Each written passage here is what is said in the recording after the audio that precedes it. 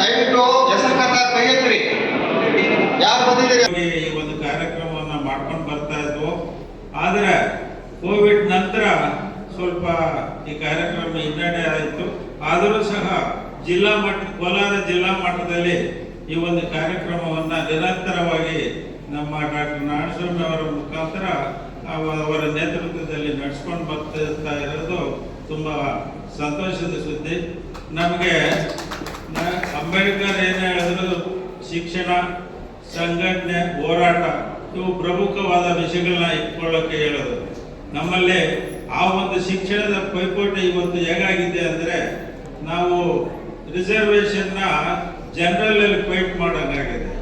ಜನರಲ್ಗಿಂತ ನಾವು reservation marks ತೆಗೆದರೂ ಸಹ ಜನರಲಲ್ಲಿ consider ಮಾಡುವಂಥ ಪರಿಸ್ಥಿತಿ ಬಂದಿದೆ. ಯಾಕಂದರೆ ನಮ್ಮ ವಿದ್ಯಾರ್ಥಿಗಳು ತುಂಬ ಪ್ರತಿಭಾವಂತರಿದ್ದಾರೆ, ಎಲ್ಲ 90ರ ಮೇಲೆ ಅಂಕಗಳನ್ನು ಪಡೆಯುವಂಥ ವಿದ್ಯಾರ್ಥಿಗಳಾಗಿದ್ದಾರೆ. ಇದು ಒಂದು ಸಂತೋಷದ ಸಂಗತಿ.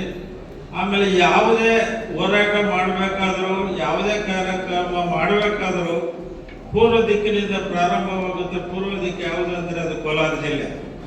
ಯಾವುದೇ ಸಂಘಟನೆ ಆಗ್ಬೋದು, ಹೋರಾಟ ಆಗ್ಬೋದು, ಮೊದಲಿಗೆ ಪ್ರಾರಂಭವಾಗೋದು ಕೋಲಾರದಿಂದ. ಹಾಗಾಗಿ ಕೋಲಾರ ನಾವು ಪ್ರಮುಖವಾಗಿ ಒಂದು ಸಂಸ್ಥೆ ಅಂತಾನೆ ಅಥವಾ ಒಂದು ಹೋರಾಟ ಅಥವಾ ಒಂದು ಸಂಘಟನೆ ಎಲ್ಲದರಲ್ಲೂ ಪ್ರಮುಖವಾಗಿ ಕೋಲಾರ ವಹಿಸ್ತಾ ಇದೆ. ನಂತರದ ಇವುಗಳಲ್ಲಿ ನಾವು ಬೆಂಗಳೂರು ಕೇಂದ್ರ ಸ್ಥಾನವನ್ನು ನಾವು ವಹಿಸ್ತಾ ಇದ್ದೀವಿ ಅಂತ ಈ ಸಂದರ್ಭದಲ್ಲಿ ಹೇಳ್ತಾ ಇದ್ದೇನೆ. ನಾವು ವಿದ್ಯಾರ್ಥಿಗಳಿದ್ದೀರಿ, ನಾವು ಏನು ನಿಮಗೆ ಸನ್ಮಾನ ಮಾಡ್ತೀವಿ ಅಥವಾ ಪ್ರತಿಭಾ ಪುರಸ್ಕಾರ ಕೊಡ್ತೀವಿ, ಅದು ಮುಖ್ಯ ಆಗಲ್ಲ. ಅದು ಒಂದು ಉತ್ತೇಜನ ಅಷ್ಟೇ. ನಮ್ಮ ಸಂಘದಿಂದ ಈ ಒಂದು ಉತ್ತೇಜನ ಕಾರ್ಯಕ್ರಮವನ್ನು ಮಾಡಿದ್ರೆ, ಇವತ್ತು ನಿಮಗೆ ಒಬ್ಬರಿಗೆ ಸನ್ಮಾನ ಮಾಡೋದಂದ್ರೆ ನೀವು 4 ಜನಕ್ಕೆ ಮಾದರಿ ಆಗ್ತೀರ. ಉಳಿಕೆಯವರು ನಾವು ಚೆನ್ನಾಗಿ ಓದಬೇಕು, ನಾವು ಸಹ ಒಂದು ಪ್ರತಿಭಾ ಪುರಸ್ಕಾರಕ್ಕೆ ನಾವು ಅದನ್ನು ಪೈಪೋಟಿ ಮಾಡಬೇಕು. ನಾವು ಸಮಾಜದಲ್ಲಿ ಒಳ್ಳೆಯ ಕೆಲಸಗಳನ್ನ ನಾವು ತಗೋಬೇಕು ಅನ್ನೋ ಒಂದು ದೃಷ್ಟಿಯಲ್ಲಿ ಓದ್ತೀರ ಅನ್ನೋದಕ್ಕೆ ಒಂದು ಸಣ್ಣ ಈ ಒಂದು ಸಹಾಯ ಅಷ್ಟೇ. ನಮ್ಮ ಈ ಒಂದು ಪ್ರತಿಭಾ ಪುರಸ್ಕಾರದಿಂದ ಒಂದು ಉತ್ತೇಜನ ಕೊಡೋಕ್ಕೋಸ್ಕರ ನಾವು ಇದನ್ನು ಮಾಡ್ತಾ ಇದ್ದೀವಿ. ನಾವು ವಿವಿಧ ಕಾರ್ಯಕ್ರಮಗಳನ್ನು ಸಹ ಮಾಡಿದ್ದೀವಿ. ಬರೀ ಇದೇ ಅಲ್ಲ, ನಿವೃತ್ತಿ ನೌಕರರಿಗಿರ್ಬೋದು ಅಥವಾ ಎಂ ನಾರಾಯಣ್ ಸರ್ ಅವರು ಇದನ್ನು ಪದೇ ಪದೇ ನನಗೆ ಉಲ್ಲೇಖ ಮಾಡ್ತಾರೆ. ನನ್ನ ಅದೃಷ್ಟವೋ ಗೊತ್ತಿಲ್ಲ, ನಾನು ಬಯಸದೆ ಬಂದ ಭಾಗ್ಯ 2004ರಲ್ಲಿ ಜಿಲ್ಲೆಯ ಎಲ್ಲ ಮುಖಂಡರುಗಳು ನನ್ನನ್ನು ಈ ಜಿಲ್ಲಾ ಅಧ್ಯಕ್ಷನಾಗಿ ನನ್ನನ್ನು ಆಯ್ಕೆ ಮಾಡಿದರು. ಅಂದಿನಿಂದ ಇಂದಿನವರೆಗೂ ದಯವಿಟ್ಟು ಎಲ್ಲರೂ ಕೂಡ ಇದನ್ನು ನೀವು ತಿಳ್ಕೊಳ್ಬೇಕು. ಈ ಒಂದು ವಿಷಯವನ್ನು, ಈ ಸಂಘವನ್ನು ಎಂದು ನನ್ನ ಅಧ್ಯಕ್ಷರು ಮತ್ತು ನಮ್ಮ ಜಿಲ್ಲಾ ಪದಾಧಿಕಾರಿಗಳ ಸಮಕ್ಷಮದಲ್ಲಿ ರಾಜಕೀಯಕ್ಕೆ ಒತ್ತೆ ಇಟ್ಟಿಲ್ಲ, ಎಲ್ಲೂ ವಸೂಲಿಗೆ ಹೋಗಿಲ್ಲ, ಯಾರನ್ನೂ ನಮ್ಮ ವೇದಿಕೆಗಳಿಗೆ ಕರೆದಿಲ್ಲ. ಇದನ್ನು ಅರ್ಥ ಮಾಡ್ಕೋಬೇಕು ನೀವು. 2004ರಲ್ಲಿ ರಂಗಮಂದಿರದಲ್ಲಿ ಪ್ರಥಮ ನನ್ನ ಅಧ್ಯಕ್ಷತೆಯಲ್ಲಿ ಒಂದು ಅದ್ಭುತವಾದಂಥ ಕಾರ್ಯಕ್ರಮವನ್ನು ನಾವು ಮಾಡಿದ್ವಿ. ಬಹುಶಃ ಇಲ್ಲಿ ಯಾರಾದ್ರೂ ಅಂದರೆ ಅಮಿತಾಬ್ ಬಾಸ್ ಬರ್ತದನ್ನು ನಮ್ಮ ರಾಜಕೀಯ ನಾಯಕರುಗಳು 2004ರಲ್ಲಿ ನಮ್ಮ ಶ್ರೀನಿವಾಸ್ ಗೌಡರು ಕೋಲಾರ MLA ಆಗಿದ್ದರು. ಕೋಲಾರ ಪದಾಧಿಕಾರಿಗಳ ಆಹ್ವಾನದ ಮೇರೆಗೆ ಅವರನ್ನು ನಾವು ಆಹ್ವಾನಿಸಿದೆ. ಮಾತಾಡ್ತಾ 2 ಮಾತನ್ನು ಉಲ್ಲೇಖ ಮಾಡಿದರು. ಯಾಕ್ರಿ ಬೇಕು ಚಿಕ್ಕತಾಳಿ ದೊಡ್ಡತಾಳಿ, ಅವ್ರಿಗೆ ಅದರ ಅವಶ್ಯಕತೆ ಇರಲಿಲ್ಲ. ನಮಗೆ ಎಷ್ಟು ಬೇಸರ ಆಯ್ತಂದ್ರೆ, ಅವತ್ತು ಒಂದು ನಿರ್ಧಾರ ತಗೊಂಡ್ವಿ, ಯಾರನ್ನೂ ಕರೆಯೋದು ಬೇಡ ಅಂತ.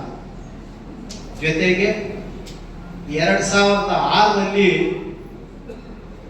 ನಮ್ಮ ರಾಮಚಂದ್ರಪ್ಪನವರು ಇದ್ರು, BR ಸುದರ್ಶನ್ ಸಭಾಪತಿಗಳಾಗಿದ್ದರು, BS ರಾಮಮೂರ್ತಿಯನ್ನು ಒಬ್ಬ ಜಿಲ್ಲಾಧಿಕಾರಿಗಳಿದ್ದರು, ಗೌರವಾನ್ವಿತ ಜಿಲ್ಲಾಧಿಕಾರಿಗಳು. ಅವರನ್ನು ಈ ಸಂದರ್ಭದಲ್ಲಿ ನಾನು ಅಭಿನಂದಿಸ್ತೇನೆ. ನಾನು ಏನೇ ನನ್ನ ಕಾರ್ಯಕ್ರಮಕ್ಕೆ, ಸ್ವಂತ ಕಾರ್ಯಕ್ರಮಕ್ಕಂತೂ ನನ್ನ ದೇವಸ್ಥಾನಕ್ಕೆ ಬರೆದ್ರು ಕೂಡ ಬರ್ತಿದ್ರು.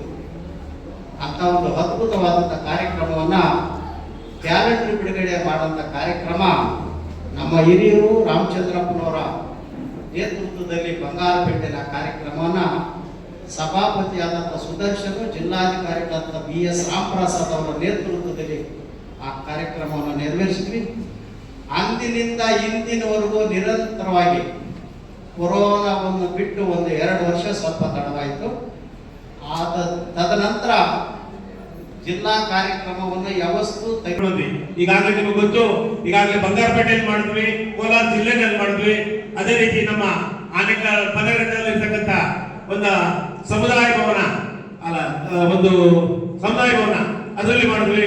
2 ಕಾರ್ಯಕ್ರಮನ ನಾವು ಈಗಾಗ ಆಯೋಜನೆ ಮಾಡಿದ್ವಿ. ಮತ್ತೆ ಟೌನ್ ಹಾಲ್ ನಲ್ಲಿ 2-3 ಕಾರ್ಯಕ್ರಮಗಳನ್ನ ಮಾಡಿದ್ವಿ. ಇದೇ ರೀತಿ ಜಡ್ಜಿಗಳಿಗೆ, ನಿವೃತ್ತರಾಗಿರ್ತಕ್ಕಂಥ ಶಿಕ್ಷಕರಿಗೆ, ಪೊಲೀಸ್ ಆಫೀಸರ್ಸ್ಗೆ ಪ್ರತಿ ವರ್ಷ ಮಕ್ಕಳಿಗೆ ಏನು ನಮ್ಮ ಹೆಚ್ಚಿನ ವಿದ್ಯಾಭ್ಯಾಸನ ಮುಂದುವರಿಸಿಕೊಂಡು ಹೋಗ್ಬೇಕು, ಅವರಿಗೆ ನಾವು ಹೆಚ್ಚಿನ ಉತ್ತೇಜನ ಕೊಡಬೇಕು ಅನ್ನೋ ರೀತಿಯಲ್ಲಿ ಎಲ್ಲಾ ಕಾರ್ಯಕ್ರಮಗಳು ಮಾಡ್ಕೊಂಡು ಹೋಗ್ತಾ ಇದ್ವಿ. ಅದೇ ರೀತಿ ಈ ಕಾರ್ಯಕ್ರಮಕ್ಕೆ ನಮ್ಮ ಹೆಚ್ಚಿನ ರೀತಿಯಲ್ಲಿ ಈ ಸಂಖ್ಯೆನೆ ಭಾಗವಹಿಸಿ ಈ ಕಾರ್ಯಕ್ರಮದಲ್ಲಿ ಎಲ್ಲರೂ ಭಾಗವಹಿಸಿದ್ದೀರಾ.